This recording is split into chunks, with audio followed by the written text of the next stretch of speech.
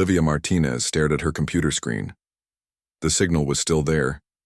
She had checked it 20 times in the last hour, but it remained, pulsing with a rhythm too perfect to be natural.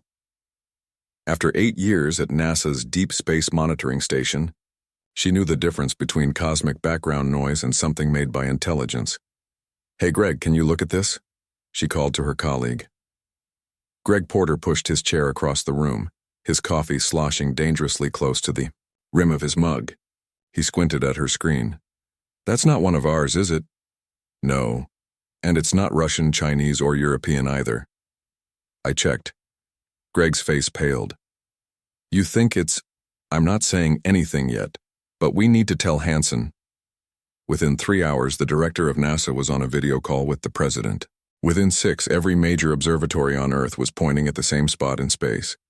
Within 12, they detected the object. It was massive. Initial calculations suggested it was at least 3 miles long, and it was coming straight for Earth. Panic spread quickly. Despite government attempts to maintain calm, leaked photos of the approaching object went viral. People stockpiled food, emptied bank accounts, and fled cities. Religious groups declared the end times. Military forces worldwide went on high alert. Olivia hardly slept for 3 days, analyzing data that poured in as the object approached. On the 4th day, the object slowed and settled into Earth orbit. It was beautiful. Not a ship as humans might have imagined, but something like a crystal flower, with translucent petals that caught sunlight and broke it into rainbows. No visible engines, weapons, or even windows. Just stunning, alien perfection. When the first transmission came, every screen on Earth received it simultaneously. The image showed a being unlike anything humans had imagined. Tall and slim, with skin like polished pearl, 4 arms that moved with liquid grace, and large, deep eyes that seemed to hold galaxies. "We are the Seraphim," the being said in perfect English. "We come in peace and friendship." The United Nations quickly assembled a response team. Olivia was shocked to find herself selected as the scientific representative from the United States. Captain John Reeves, a decorated Air Force officer with a reputation for level-headedness, was chosen as military liaison. The meeting place was neutral ground, a specially constructed platform floating in the middle of the Pacific Ocean. Wilker. Leaders and representatives gathered, nervous but trying to appear confident. When the Seraphim delegation arrived, descending in a shower of golden light, Olivia felt her heart pound. They were even more beautiful in person, 7 feet tall, moving as if gravity barely touched them. The lead Seraphim introduced herself as Ilaria, ambassador of the Galactic Concord. "Humanity has reached a crucial point in its development," Ilaria said, her voice musical and strange. "You stand at the threshold of your solar system looking outward. The universe beyond is full of wonders and dangers. We offer you a place in our community of worlds." The president stepped forward. "We're honored by your offer, but why choose Earth? We must be primitive compared to your civilization." Ilaria's 4 hands made a complex gesture. "Each species brings unique gifts to the conquered. Yours has shown remarkable adaptability and creativity. We believe humans would be valuable allies." John Reeves stood with perfect military posture, his face carefully neutral, but Olivia noticed how his hand never strayed far from his sidearm. "What exactly are you offering?" he asked. "Knowledge," Ilaria replied. "Specifically the technology to build vessels capable of traveling between stars. This would allow humanity to join the wider galactic community on equal terms." A murmur passed through the human delegation. This was beyond their wildest hopes. "Why not simply give us ships?" asked the Chinese president. Ilaria's expression changed slightly. "There are certain biological incompatibilities that make direct sharing of vessels impractical. Building your own ships based on our designs but adapted to your needs would be more suitable." The negotiations continued for 3 days. Despite caution from military advisors like John, the prospect of interstellar travel was too tempting to refuse. Humanity agreed to accept the Seraphim's gift.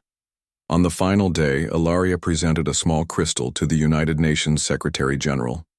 This contains all the necessary information to build your first starships. We suggest beginning with 3 vessels. We will return in 5 of your years to welcome you to the stars. After the Seraphim departed, Olivia was appointed to lead the international scientific team that would study the crystal. John Reeves was named head of security for what was now called Project Ascension. The crystal proved to contain vast amounts of data, schematics, mathematical formulas, and engineering principles that stretched human understanding to its limits. Olivia worked 18-hour days, often sleeping in her lab. She found John there, too, most nights, reviewing security protocols or studying the alien designs with a soldier's eye for weaknesses. "Do you trust them?" she asked him one night when they were alone in the lab. John considered the question carefully. They could have destroyed us without any negotiation if that was their plan. But giving advanced technology to a less developed civilization has never worked out well in human history. So no, I don't fully trust them. Olivia nodded. The designs are strange. They work, the math checks out, but there are systems I don't understand. Like this. She pointed to a section of the ship's living quarters. These look like neural interfaces of some kind, but they're not explained in the documentation. Could they be monitoring devices? John asked, leaning closer. Maybe.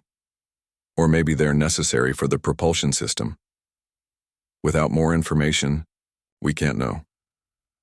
Despite these concerns, construction began at sites around the world. The project unified humanity in unexpected ways. Former enemies shared resources and knowledge in service of the greater goal. New materials were developed, new manufacturing techniques pioneered. The global economy shifted to support the massive undertaking. 5 years passed in a blur of progress and discovery. 3 ships took shape, the largest human-made objects ever constructed. The flagship was named USS Horizon, with Olivia appointed as Chief Science Officer and John as Head of Security.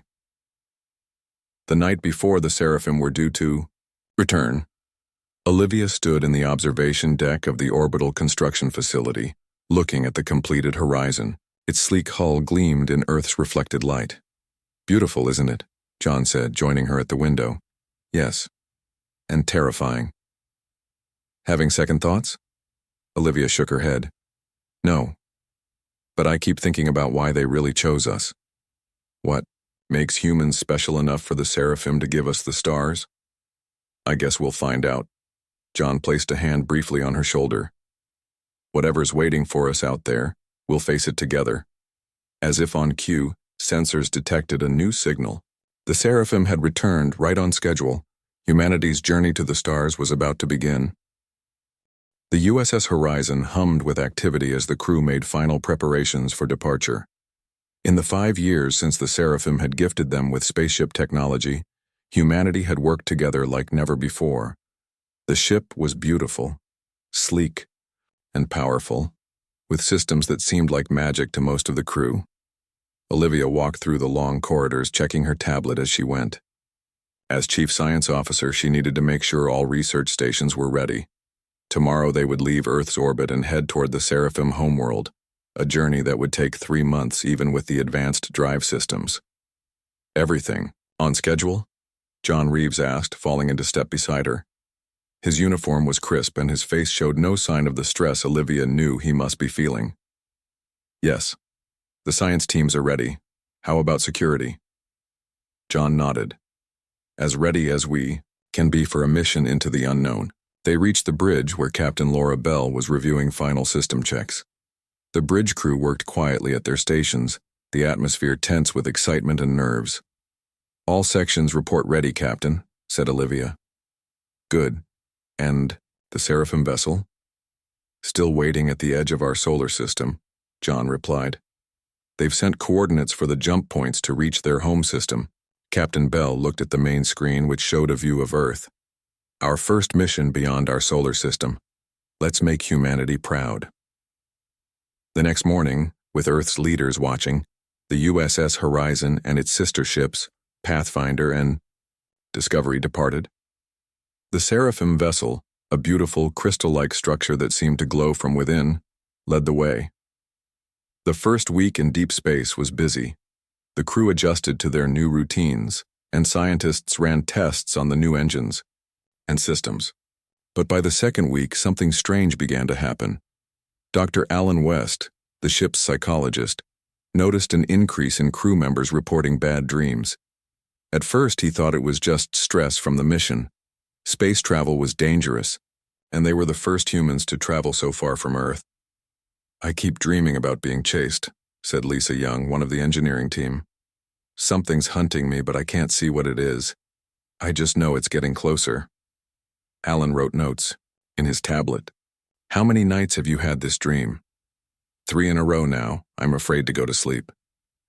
Similar reports came from other crew members. By the end of the second week, over 30 people had described the same type of nightmare, being hunted by something they couldn't see. Alan brought his concerns to the daily senior staff meeting. "Is it affecting their work?" Captain Bell asked. "Not yet, but if people can't sleep properly, it will eventually cause problems." John frowned. "Could it be related to the ship's systems? The Seraphim technology might be affecting human brain patterns." "Possible," Olivia said. "We should check the neural interfaces in the sleep quarters." But tests showed nothing unusual with the ship's systems. The dreams continued, and more crew members reported them.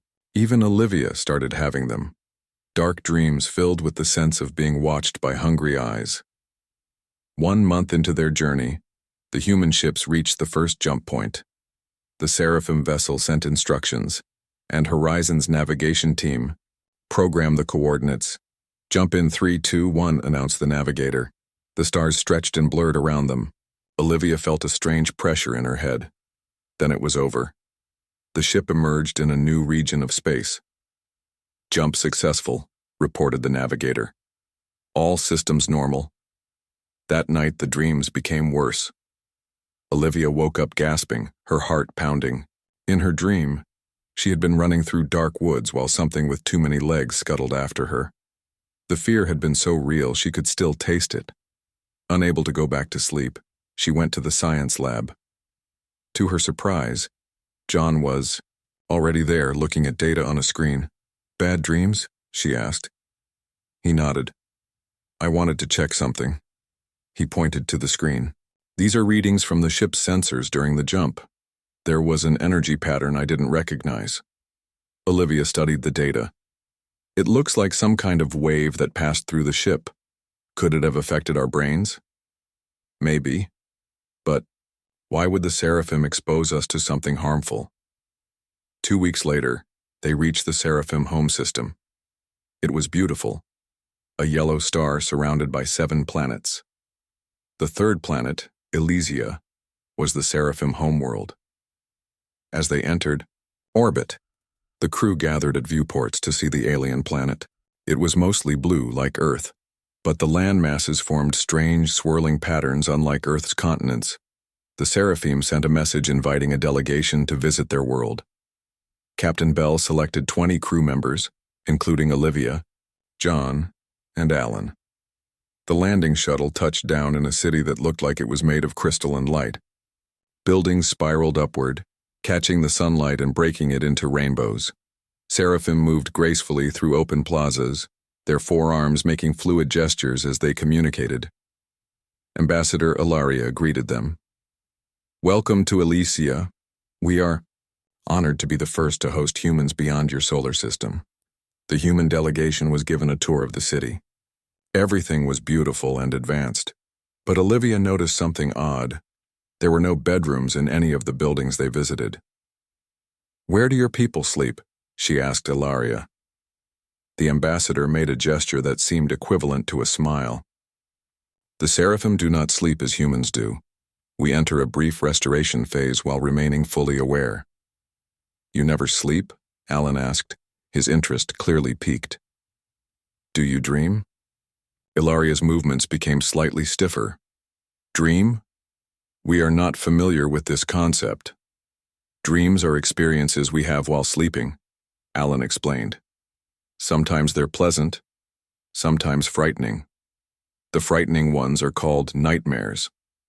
Several nearby Seraphim stopped what they were doing and turned to listen. "Your minds create experiences while unconscious? one of them asked, sounding fascinated. Yes, said Alan. Most mammals on Earth dream. Don't any species in the Galactic Concord experience dreams? Ilaria made a quick gesture to the other seraphim. This is a fascinating topic. Perhaps we could arrange for some of your delegation to visit our science center to discuss it further. That evening, the human delegation was invited to stay in special quarters prepared for them. The rooms were beautiful but strange, with curved walls and floating furniture that adjusted to their bodies. Susan Rivera, the delegation's diplomat, pulled Olivia aside before they retired. Did you notice how interested they were in dreams?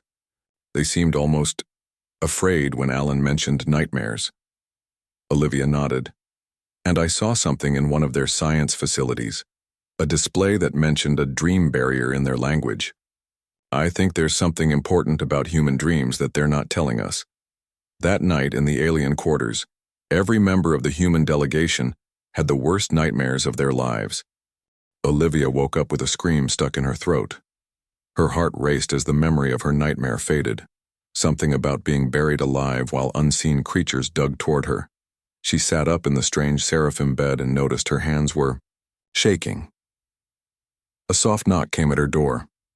When she opened it, she found Alan and John standing outside. Both looked as tired as she felt. You too? Alan asked. Olivia nodded. Worst nightmare I've ever had. Everyone in the delegation is reporting. The same, John said, his voice low. This can't be a coincidence. They gathered in Susan's room where the diplomat had already collected reports from the other crew members. Every single human who had slept in the seraphim quarters had experienced intense nightmares.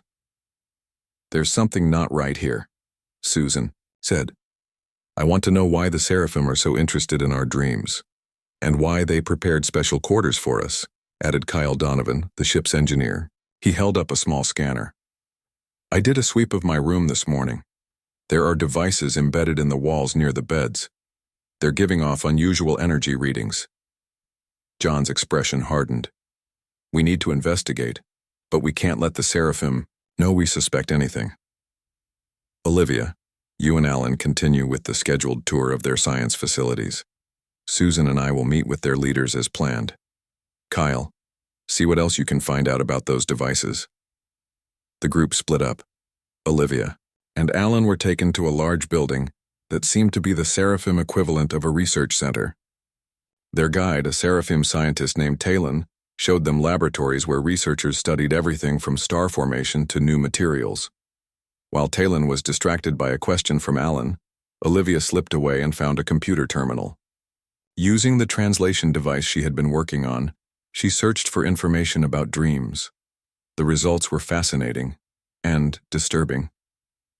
The seraphim have been studying human brain patterns for years, she whispered to Alan when she returned. They've been monitoring Earth communications, trying to understand what dreams are. Meanwhile, John and Susan met with a group of seraphim leaders. The conversation was polite but tense. John carefully steered the discussion toward human biology. We're curious about seraphim physiology, he said. How different are our species? The seraphim leader, Varix, made a flowing gesture with his forearms. We share some similarities. We both evolved on water-rich planets with similar gravity. But there are significant differences in our neural structure. How so? Susan asked. The human brain enters an unusual state during sleep. Our scientists find it fascinating. You mean dreams? John said directly. The seraphim in the room became very still. Varix's pearly skin seemed to lose some of its luster. Yes, dreams are unknown among the seraphim.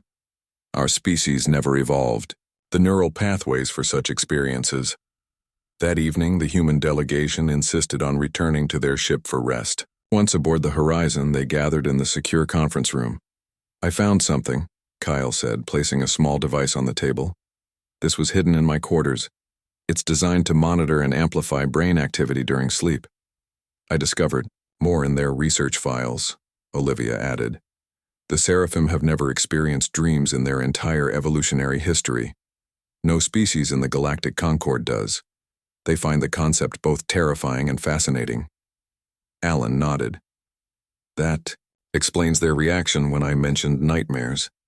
To a species that has never experienced anything like a dream, the idea of vivid hallucinations during sleep, especially frightening ones, must seem horrifying.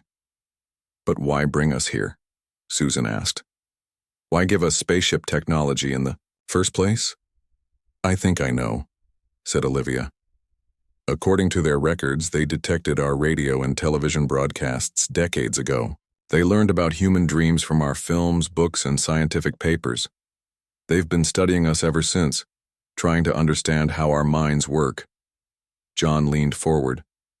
So they gave us spaceships because they wanted to study us more closely? Yes. We're not allies or even potential members of their Concord. We're lab rats. The next morning, Captain Bell demanded a meeting with Ambassador Ilaria. The full senior staff of the Horizon attended, along with several armed security officers. We know you've been monitoring our dreams, Captain Bell said without preamble. We want an explanation. Ilaria's graceful movements faltered. Please understand. The concept of dreams is alien to us. Throughout our entire history, no seraphim has ever experienced anything like what humans describe. When we discovered your species, we were amazed. So you brought us here to study us, Olivia said. You put devices in our quarters to monitor our brain activity during sleep. Yes, Ilaria admitted. But we meant no harm. Dreams fascinate us because they are completely outside our experience, especially what you call nightmares. The idea that your minds create scenarios that terrify you while you are vulnerable seems impossible to us. John stepped forward. And the other species in your Concord? Do they know about human dreams? Some do. Many find the concept as fascinating as we do. Others find it disturbing. Disturbing how? Susan asked. Ilaria hesitated. Some believe that a species capable of creating fear within their own minds might be unpredictable, dangerous. Alan looked thoughtful. Dreams served an evolutionary purpose for humans. They helped our ancestors practice responses to threats in a safe environment. Nightmares, in particular, may have helped us survive by preparing us for danger. That is what we find most interesting, said Ilaria. Your minds evolved to simulate fear as a survival mechanism. Our minds evolved differently. Captain Bell's expression remained hard. That doesn't excuse deceiving us or experimenting on my crew without consent. You are right, Ilaria said. We should have been honest about our interest. But please understand. Dreams are so alien to us that we feared your reaction if we explained our true purpose. As they were leaving the meeting, alarms suddenly blared throughout the Seraphim city. Ilaria received an urgent message on her communication device. What's happening? John demanded. Ilaria's pearl skin paled further. A Korvax battle fleet has entered our system. They are an aggressive species that has long threatened the Concord's borders. Are we in danger? Asked Captain Bell. Yes. The Korvax have been waiting for an opportunity to attack. They must have learned of your presence here and decided to strike while we are distracted. John looked at Olivia. If they're scared of dreams, Olivia nodded, understanding immediately. Maybe we can use that fear. As the first Korvax ships appeared in the sky above the Seraphim city, humanity prepared to reveal the true power of nightmares. Chaos erupted across the Seraphim city as warning sirens wailed. In the sky, dark shapes appeared.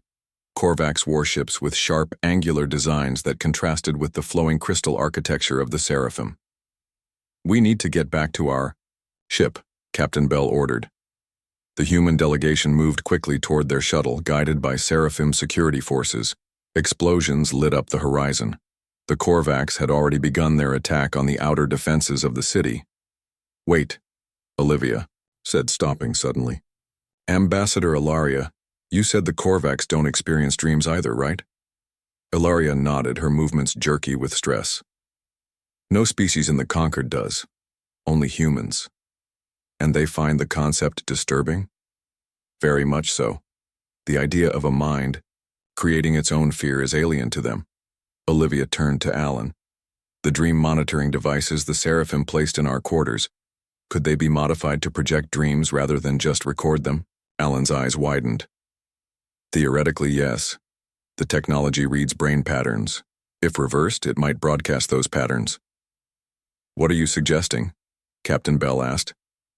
A psychological weapon, John said, understanding immediately. Use our nightmares against them. They quickly explained the idea to Ilaria. At first, the ambassador seemed horrified, but as another explosion rocked the city, she agreed. Our forces are struggling to hold them back. If this could help. We'll need volunteers, Olivia said. People willing to be connected to the modified devices and experience intense nightmares. I'll do it, John said without hesitation. Me, too, added Alan. In the end, 12 humans volunteered. They were taken to a Seraphim research facility where Kyle and the Seraphim scientists worked frantically to modify the dream monitoring devices. This should work, Kyle explained as he attached sensors to John's temples. The device will read your nightmare and amplify it, then broadcast it on a frequency that should affect both Seraphim and Korvax neural patterns. What do I need to do? John asked. Just sleep, Alan said. And let your subconscious create the worst nightmare it can. John nodded grimly. That won't be hard after what we've seen recently. The volunteers were placed in separate rooms. Olivia stayed with the Seraphim scientists to monitor the equipment. Captain Bell and Susan coordinated with the Seraphim Defense Forces to target the broadcast at the Korvax ships. Ready? Olivia asked over the comm system. One by one, the volunteers confirmed they were prepared. Medical staff administered mild sedatives to help them fall asleep quickly. Olivia watched the monitors as the humans' brain activity changed, indicating they had entered sleep. Soon after, rapid eye movement showed they were dreaming. We're getting strong patterns, she told the Seraphim scientist beside her. John's in a deep nightmare state already. The scientist, who introduced himself as Naren, looked at the brain scan with a mixture of fear and fascination. Such intense activity. What do you think he is experiencing? Based on these patterns, something primal, probably being hunted or trapped. Naren shuddered. And your species experiences this regularly, by choice? Not by choice. It's just how our brains work. Dreams helped us survive during our evolution. The modified equipment hummed as it amplified the nightmare patterns. Olivia felt a strange pressure in her head, a side effect of being near the broadcast. Signal is transmitting, Kyle reported from his station, targeting the main Korvax fleet first. On the main view screen, they watched as the signal reached the first Korvax ships. For a moment, nothing happened. Then one ship began to drift, off course. Then another. And another. It's working, Susan exclaimed over the comm. The Korvax fleet is breaking formation. Several Korvax ships collided with each other as their pilots lost control. Others turned and fled, their weapons going silent. The Seraphim in the control room watched in amazement. How? Ilaria asked. What are they experiencing? Everyone's worst fears. Alan explained through the comm. His voice was weak. Projecting nightmares was taking a toll on the volunteers. Being hunted, falling, drowning. Primal terrors that exist deep in any mind capable of fear. The effect on the Seraphim defenders was less severe but still significant. Many had to retreat from their positions, overwhelmed by the unfamiliar sensation of nightmare terror. Reduce the broadcast range, Captain Bell ordered. Focus only on the Korvax ships. Kyle adjusted the equipment. The pressure in Olivia's head lessened as the broadcast became more targeted. For nearly an hour, the human volunteers projected their nightmares into space. One by one, the Korvax ships retreated or were disabled. 3 volunteers had to be disconnected when their vital signs became concerning, but the others continued. Finally, the last Korvax ship jumped away from the system. The attack was over. We did it, Olivia said, relief flooding through her. We can stop the broadcast now. The volunteers were awakened and brought to the medical bay. They were exhausted with dark circles under their eyes and hands that wouldn't stop trembling. That was the worst nightmare I've ever had, John said when Olivia checked on him. It felt so real, like I was actually being torn apart. But it worked, she told him. The Korvax retreated. You saved the Seraphim city. Later, when the human delegation gathered with the Seraphim leaders, the mood was strange. A mixture of gratitude and fear. You have done us a great service, Varix, the Seraphim leader, said. But I must be honest, what we witnessed today disturbs us deeply. The nightmares? Susan asked. The fact that your minds can create such terror, and that you can weaponize it. Varix's four hands made a complex gesture. It raises concerns about humanity's place in the conquered. Captain Bell stood tall. With respect, our place in the conquered needs to be reconsidered regardless. You brought us here under false pretenses. You studied us without consent. And now we've demonstrated a capability no other species possesses, John added. We should be discussing terms as equals, not as subjects.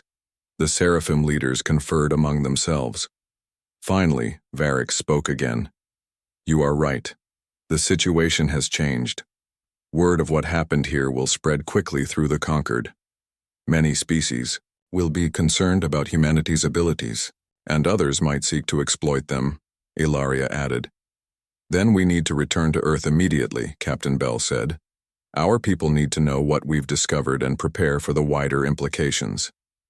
As the humans prepared to leave, Naren approached Olivia. Before you go, the Seraphim scientist said, I have a question. If nightmares are so terrible, why doesn't your species fear sleep?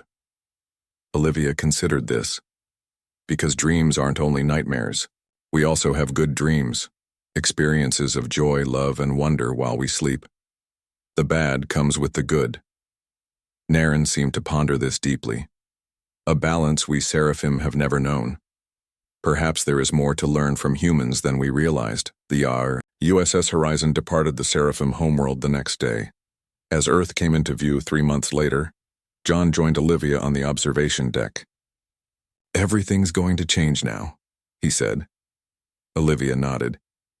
Humanity just became a power in the galaxy, not because of our technology or weapons, but because of what happens in our minds while we sleep. The question is, John said, watching, Earth grow larger in the viewport. How will we use that power? 1 year had passed since the USS Horizon returned to Earth with its incredible story. The world had changed dramatically. Where once nations competed against each other, now they worked together to build Earth's defense fleet. The knowledge that humanity was not alone, and that they possessed a unique ability that other species both feared and coveted, had united the planet in ways previously unimaginable. Olivia stood at the window of the new Interstellar Relations Center in Geneva, watching ships take off from the nearby spaceport. Earth now had a fleet of 20 vessels built with Seraphim technology, all modified to better suit human needs. Admiral Reeves is here to see you, Director Martinez, her assistant said. Olivia smiled. She still wasn't used to her new title. After their return, she had been appointed to lead Earth's scientific research into dreams and their potential applications. John entered, now wearing the uniform of an admiral in Earth's new Space Defense Force. The past year had put lines around his eyes, but he moved with the same confidence as always. How was the diplomatic meeting? Olivia asked. Interesting, John replied. The Korvax sent representatives this time instead of warships. They're offering trade agreements in exchange for certain guarantees. Let me guess. They want us to promise never to use nightmare broadcasts against them again. John nodded. Susan is handling the negotiations. She thinks we can get good terms without giving up our main advantage.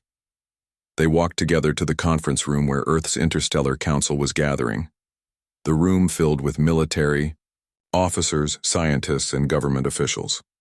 At the front stood Susan Rivera, now Earth's chief diplomat to the Galactic Conquered. The situation has evolved significantly in the past year, Susan began. Word of humanity's unique dreaming ability has spread throughout the Conquered. We are now approached with a mixture of fear, respect, and scientific curiosity. Dr. Alan West stepped forward. Over the past year, He had led research into the effects of human dreams on alien neural patterns. We've made significant progress in understanding why our dreams affect other species so strongly, he said. Their brains never evolved to process the kind of simulated experiences our minds create during sleep. When exposed to human nightmare patterns, their neural systems become overwhelmed. Kyle Donovan, now chief engineer of Earth's Dream Broadcast Technology, added, "We've developed more refined broadcasting systems. We can now target specific emotions and experiences, not just nightmares." Which brings us to today's decision, Susan said. The Seraphim have made a new offer. They will provide advanced technology, far beyond what they initially shared, in exchange for controlled access to human dream research. Debate erupted around the table. Some argued that sharing dream research was dangerous, potentially giving other species a way to defend against humanity's advantage. Others saw it as an opportunity for peaceful cooperation. "We should remember," Olivia said when the room quieted, "that dreams aren't just weapons. They're a fundamental part of how our minds work. They help us process emotions, solve problems, and understand ourselves. If other species could experience dreams, it might lead to greater understanding between us. Or it could remove the one advantage we have in a dangerous galaxy," John countered. "I've established the Nightmare Protocol as our last line of defense. If we share too much, we could be making ourselves vulnerable." Captain Laura Bell, now commander of Earth's second-generation flagship Dreamweaver, spoke up. "In the past year, I've visited 12 alien worlds. On each one, the reaction to humans was the same, a mixture of fear and fascination. They call us the Dreaming Ones, or the Nightmare Makers. That reputation protects us more than any weapon could." The Council eventually reached a compromise. Earth would share limited dream research with the Seraphim and selected conquered species, while maintaining key secrets about nightmare broadcasting technology. In return, they would receive advanced technology and formal recognition as equals in the Galactic Concord. Later that evening, Olivia and John stood on the roof of the center watching the sunset. "Do you think we made the right choice?" she asked. "I don't know," John admitted, "but we're moving forward carefully. The Nightmare Protocol remains in place if we need it."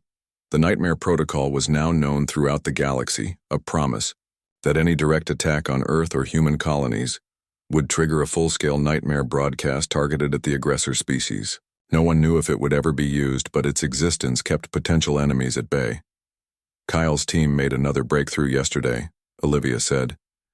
"They've developed technology that allows humans to control their dreams more precisely. We can now create specific dream scenarios for research. And for trade," John added. "I heard the Seraphim are paying well for pleasant dream recordings." Olivia nodded. "It's strange to think that our dreams have become our most valuable export. Some people are training as professional dreamers, creating experiences for alien researchers to study." 3 months later, humanity established its first colony on a planet 10 light-years from Earth. They named it New Dawn, a symbol of humanity's new place in the galaxy. Olivia attended the ceremony, watching as settlers from all Earth nations arrived to build a new home among the stars. A Seraphim delegation was present, along with representatives from 4 other conquered species. They kept a polite distance from the human celebrations, still uncomfortable with the idea of a species that could create fear within their own minds. Susan joined Olivia at the observation window. "The Seraphim ambassador told me something interesting today. Their scientists have been studying human dream patterns for months now. A few young Seraphim have begun reporting strange experiences during their restoration phase, simple images and feelings that might be the beginnings of dreams. Evolution in action," Olivia said, amazed. "Contact with humans is already changing them. They're both excited and terrified by the possibility," Susan said. "The younger generation is eager to experience dreams, even knowing nightmares come with them. The elders are more cautious." As night fell on the new colony, Olivia thought about how far humanity had come. They had gone from being research subjects to respected allies in just over a year. Their minds, with their unique ability to create both beauty and terror during sleep, had given them a place among the stars that no one could have predicted. John found her later, staring up at the unfamiliar constellations of their new colony. World. What are you thinking about? He asked. That throughout human history we thought of nightmares as a weakness, something to fear and avoid. We never imagined they would become our strength. John smiled.